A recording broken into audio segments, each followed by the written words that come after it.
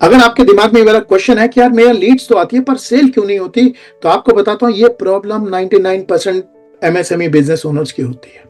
और कई बार हम ये सोच रहे होते हैं कि यार प्रॉब्लम ये मेरे सेल्स की टीम में है या सेल्स प्रोसेस में है।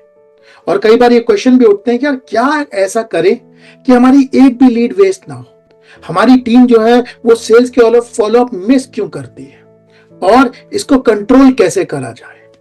तो इन सब चीज का जो आंसर है वो है आपका लीड मैनेजमेंट प्रोसेस में। तो इस वीडियो में मैं आपको दिखाने वाला हूं कि स्टेप बाय स्टेप तरीके से एक लीड मैनेजमेंट प्रोसेस को कैसे बनाया जाता है, आप कैसे लीड को कैप्चर करोगे, एलोकेट कैसे करोगे, कॉन्टैक्ट कैसे करोगे, सब कुछ। और आपको ये प्रॉमिस करता हूं कि वीडियो के एंड तक आपके पास एक सिंपल फ्रेमवर्क और चेकलिस्ट होगी जो आप तुरंत अपने बिजनेस में इंप्लीमेंट कर सकते हो, ताकि कोई भी लीड वेस्ट ना हो और सेल्स कन्वर्ट हो जाए। क्योंकि आपकी अगर लीड्स वेस्ट हो रही हैं तो आप चाहे कितना पैसा लगा दो, बिजनेस ग्रो नहीं करेगा। सो ये हमारा लीड मैनेजमेंट का प्रोसेस, इसे मैंने 3 बड़े पार्ट्स में बांटा हुआ है। सबसे पहला, लीड मैनेजमेंट प्रोसेस का गोल क्या होता है। उसके बाद इस वाले प्रोसेस को मैनेज करने के लिए क्या क्या स्टेजेस होती हैं। एक एक स्टेज इंपॉर्टेंट है, जैसे जैसे मैं आपके साथ डिस्कस करूंगा प्लीज देखते जाइएगा कि आपके पास ये वाली चीज है कि नहीं। और तीसरी, वो सबसे इंपॉर्टेंट रोल जो इस वाली पूरी चीज को मैनेज करने में काम आता है। तो सबसे पहला जो लीड मैनेजमेंट प्रोसेस का गोल है, इसे देसी हिंदी भाषा में बता रहा हूं, इसके 2 गोल है। सबसे पहले, अगर आपके लीड मैनेजमेंट का प्रोसेस सही है तो इसका मतलब हर लीड का हिसाब। आपसे किसी भी आदमी को मैं खड़ा करूं, आपके सिस्टम में घुसूं, आपसे पूछूं इस लीड का क्या चल रहा है, मुझे उसका हिसाब मिलना चाहिए बिना किसी से पूछे। ये मैं आपको बताऊंगा कि कैसे करेंगे। सेकंड, हर लीड को मुक्ति। हर लीड को मुक्ति का मतलब यह है, सेल में यस एक बढ़िया आंसर होता है, नो एक बढ़िया आंसर होता है, लेकिन इनडिसीजन मतलब मुझे पता नहीं, लीडें बीच में फंसी हुई है, वो एक बढ़िया आंसर नहीं होता। तो इस प्रोसेस का जो गोल होता है वो होता है हर लीड को मुक्ति देना, या तो यस कहलवाना या ना कहलवाना। इसको कैसे करवाएंगे ये चीज मैं आपको इस वीडियो में बताने वाला हूं। तो आपको गोल समझ में आ गया तो पूरा का पूरा जो स्टेजेस हैं वो इसी हिसाब से डिफाइन होती हैं। तो आप लीड मैनेजमेंट प्रोसेस को 5 बड़ी स्टेजेस में बांट सकते हो। सबसे पहली जो स्टेज होती है उसे कहते हैं रिसीव लीड स्टेज, और हर स्टेज का मैं आपको छोटे छोटे गोल बताऊंगा और बताऊंगा कि वो कैसे करी जाती है। तो सबसे पहले रिसीव लीड की जो स्टेज होती है उसका गोल होता है लीड को मैक्सिमाइज करना, मतलब जो अलग अलग सोर्सेज हैं ज्यादा से ज्यादा सोर्सेज से अपने यहां लीड्स लेके आना, क्योंकि लीड्स बढ़ेगी तो बिजनेस बढ़ेगा। सो आपके मैं यहाँ पे सोर्सेज मेंशन कर रहा हूं, जो मोस्ट कॉमन सोर्सेज होते हैं वो आप अपने पास नोट कर सकते हैं, मैंने यहाँ पे डाल दिए। WhatsApp, email, website form, walk in, direct call, social media ads, webinar, door to door, referral और ऑनलाइन पोर्टल्स। ये सारे तरीके हैं जिससे एक एमएसएमई बिजनेस ओनर्स के यहाँ लीड्स आती है। सो हमारा मकसद इस वाली स्टेज का यह होता है कि हमारे यहाँ ज्यादा से ज्यादा लीडें आ रही हैं। उसके बाद हम चलते हैं सेकंड स्टेज पे, और ये जो सेकंड स्टेज है इसे कहते हैं स्टोर लीड। स्टोर लीड का जो गोल होता है वो ये होता है कि हर लीड चाहे किसी भी सोर्स से आ रही है, डायरेक्ट कॉल से आ रही है, व्हाट्सएप से आ रही है, ईमेल से आ रही है, सब चीजों से हमारी जो लीड है वो स्टोर हो रही है। सिर्फ इसका सिंगल मकसद है, जैसे मैं आपसे क्वेश्चन पूछूं, आपके कोई भी ऐसी लीड तो नहीं है जो मिस होती है, आपका आंसर हो यस तब होगा जब आपकी हर लीड कहीं ना कहीं स्टोर होती होगी। सो सबसे पहले नंबर पे सीआरएम है। अगर आपके पास सीआरएम नहीं है तो आप किसी गूगल शीट पे कर सकते हैं, गूगल शीट शेयर्ड होती है इसलिए सेकंड नंबर पे मैंने डाला। थर्ड नंबर आप एक्सेल पे कर सकते हैं। चौथा नंबर आप किसी फिजिकल रजिस्टर पे लिख सकते हैं, लेकिन लिखी हुई होनी चाहिए। हर लीड कहीं ना कहीं स्टोर होकर आपके पास लीड का हिसाब होना चाहिए, जैसे बैंक के पास चवन्नी चवन्नी का हिसाब होता है। अब आपको इस प्रोसेस का सबसे बड़ा दुश्मन बताता हूं।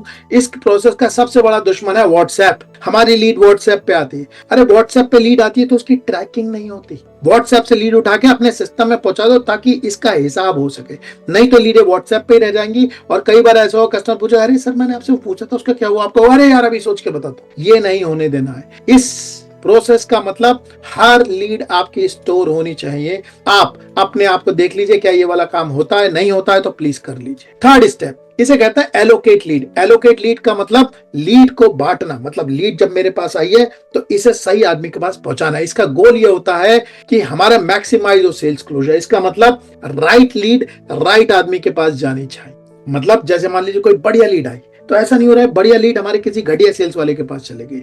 हमें ये इंश्योर करना ये बढ़िया लीड हमारे बढ़िया सेल्स वाले के पास ही जा रही है। तो ये वाली चीज होती कैसे, इसका आपको प्रोसेस बताता हूं। सबसे पहले जो भी आदमी लीड एलोकेट कर रहा होता है, टेक्निकली ये वाली जो लीड है वो सेल्स कोऑर्डिनेटर जो होता है वो एलोकेट करता है। वो क्या करता है, सबसे पहले लीड की क्वालिटी देखता है, ये बढ़िया लीड है कि नहीं।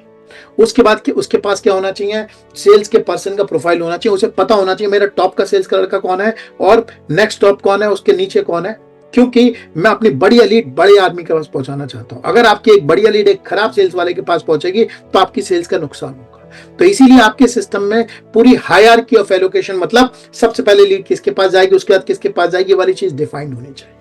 और आपके पास बहुत तगड़ा क्विक रीएलोकेशन का प्रोसेस भी होना चाहिए। भाई अगर मैंने अपनी लीड अपने एक टॉप सेल्स के लड़के को दी और मैंने देखा कि उसके पास टाइम नहीं है, वो दूसरी कॉल पे है, तो ये लीड तुरंत दूसरे आदमी के पास पहुंच जानी चाहिए, क्योंकि मैं इससे हमारे कॉन्टैक्ट रेशियोज हिट होते हैं। कॉन्टैक्ट रेशियो वाली चीज अभी मैं आपको कॉन्टैक्ट लीड में बताऊंगा, लेकिन इस वाली स्टेज में सबसे बड़ा रोल जो होता है वो सेल्स कोऑर्डिनेटर का होता है। और उसके पास हमेशा सेल्स पर्सन का लोड पता होना चाहिए उसे, कि मेरे सेल्स पर्सन के पास कितनी लीडें पड़ी हुई हैं, वो कितना बिजी है और अवेलेबल है, क्योंकि लीड से बहुत जल्दी बात करना बहुत ज्यादा जरूरी है।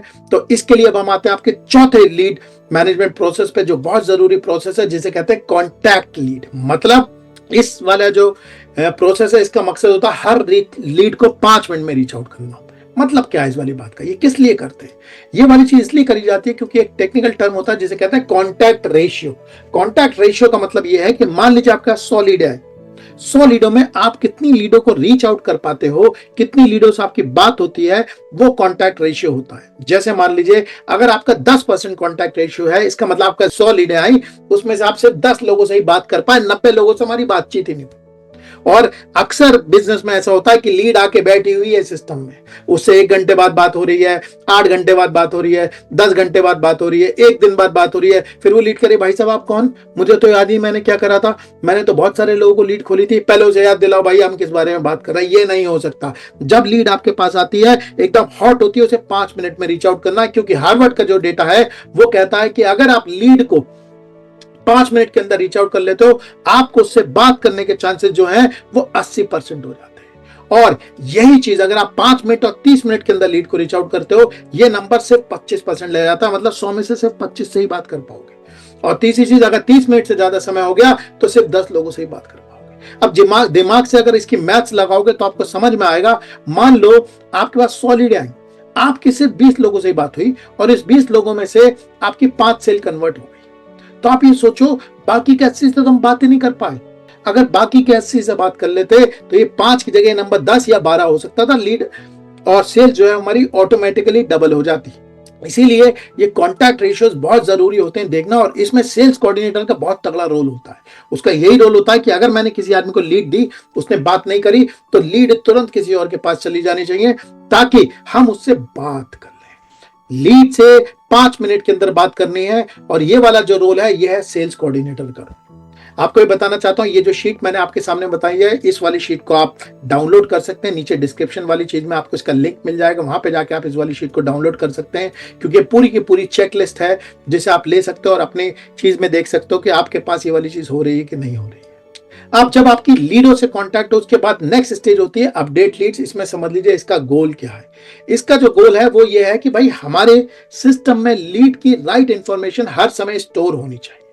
अब जब इंफॉर्मेशन की बात आती है तो क्या इंफॉर्मेशन, तो आप देखेंगे सिर्फ 4 इंफॉर्मेशन होनी चाहिए जो जिस पे आपको नजर रखनी चाहिए और आपके सेल्स कोऑर्डिनेटर को भी नजर रखनी चाहिए। जब हम कहते हैं कि हर लीड का हिसाब तब होगा जब आपके पास ये 4 चीजें होंगी। नेक्स्ट कॉन्टैक्ट डेट, कि भाई अगली बार मुझे उससे कब बात करनी है।